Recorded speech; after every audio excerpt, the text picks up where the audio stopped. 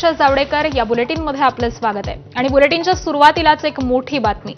अजित पवारांच्या अपघाती मृत्यूला अवघे काही तास उलटलेले असताना मंत्रालयातील अधिकाऱ्यांकडून राज्यातील 75 शिक्षण संस्थांना अल्पसंख्याक दर्जा दिल्याचं समोर आलंय। वास्तवात ही प्रक्रिया मागील वर्षी ऑगस्टपासून स्थगित होती, मात्र ज्यांच्याकडे हे खातं होतं त्या उपमुख्यमंत्री अजित पवारांच्या मृत्यूनंतर तातडीने हा दर्जा देण्यामध्ये आल्याचं समोर आलंय। राज्य शासकीय दुखवट्यामध्ये असताना या शिक्षण संस्थांना मंत्रालयामधून गुपचूपपणे अल्पसंख्याक दर्जा दिला जात होता आणि धक्कादायक म्हणजे यातील पहिलं प्रमाणपत्र हे अजितदादांच्या अपघाताच्या दिवशी 28 जानेवारीला दुपारी 3:09 दिलं गेलंय। एबीपी माझाकडे 28 जानेवारी ते 2 फेब्रुवारी या कालावधीमध्ये देण्यात आलेली अशी 75 प्रमाणपत्र उपलब्ध आहेत। या प्रमाणपत्रांना अल्पसंख्याक विभागाच्या ऑनलाईन सिस्टीममध्ये ही मंजुरी मिळाली आणि ती वेळ देखील नमूद आहे।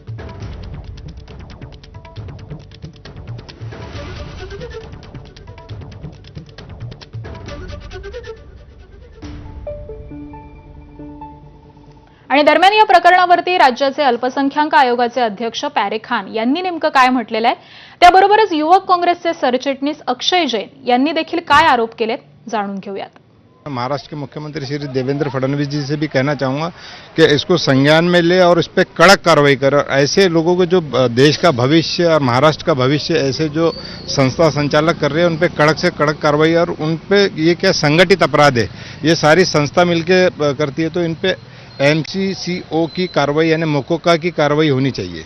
बिल्कुल CID की होना चाहिए, CID मार्फत इसकी जांच होनी चाहिए, और ये जितने भी अपराधी टाइप के जो लोग हैं जो भारत का यानी कि जो बच्चों का भविष्य जो खराब कर रहे हैं, इन पे कड़क से कड़क कार्रवाई होनी चाहिए।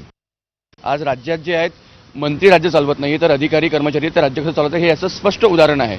म्हणजे एकीकडे राज्यातील उपमुख्यमंत्री ज्यांच्या निधनानंतर संपूर्ण राज्य शोकाकुल आहे, तो कोणत्याही पक्षाचा असेल, कोणत्याही जातीचा असेल, धर्माचा असेल, आणि एका बाजूला त्याच काही तासात त्याच मंत्रालयातील अधिकारी सरसकट 75 शाळांना काही तासात सर्टिफिकेट देत आहेत, ज्याच्यावर बंदी होती, ज्याच्यावर स्थगिती होती।